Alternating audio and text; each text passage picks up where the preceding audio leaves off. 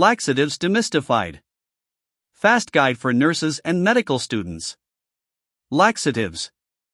Today we're talking about a commonly used but often misunderstood medication group, laxatives. What are they? When should you use them? And what types are out there? Let's dive right in. What are laxatives? Laxatives are substances that help promote bowel movements or relieve constipation. They're often used short-term but may be prescribed long-term in chronic conditions like Eva'S, spinal cord injury, or opioid-induced constipation. Indications for laxatives: to treat constipation. Before bowel procedures like colonoscopy. In patients on opioids.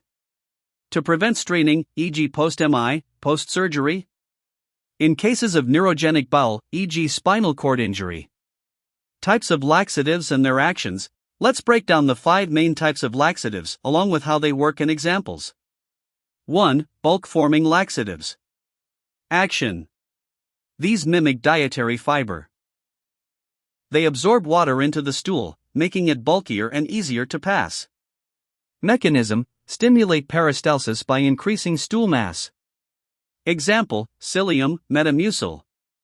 Use: chronic constipation, IBS with constipation. Tip: must drink plenty of water to prevent obstruction. 2. Osmotic laxatives. Action: draw water into the intestines using osmosis, softening the stool and stimulating bowel movements. Mechanism: increase fluid in colon, increased motility. Examples: lactulose, also used for hepatic encephalopathy.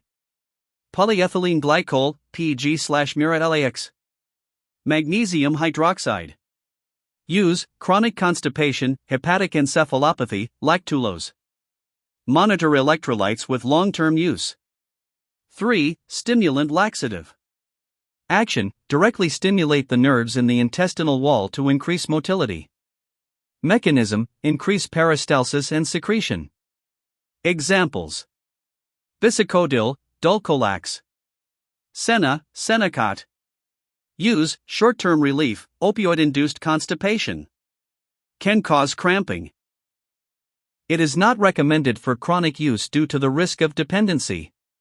4. Stool softeners, emollients. Action: soften the stool by reducing surface tension, allowing water and fats to mix into stool. Mechanism: makes stool easier to pass.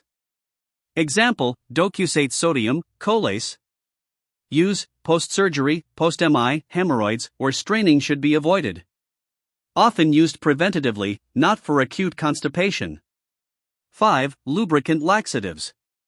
Action: coat the stool and intestinal walls with a slippery film. Mechanism: prevents water absorption from stool, remains soft. Example: mineral oil. Use: occasional constipation. Avoid in elderly or bedridden patients risk of aspiration and lipid pneumonia. Bonus: newer agent, chloride channel activator. Example: lubiprostone. Use: chronic idiopathic constipation, IBS-C. Promotes fluid secretion into the intestine. Important nursing considerations.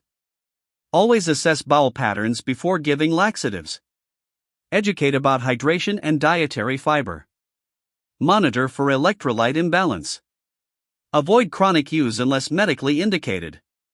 Not for use in undiagnosed abdominal pain or suspected obstruction. So that's your quick guide to laxatives. Was helpful to you to understand what they do, when to use them, and which type fits each situation.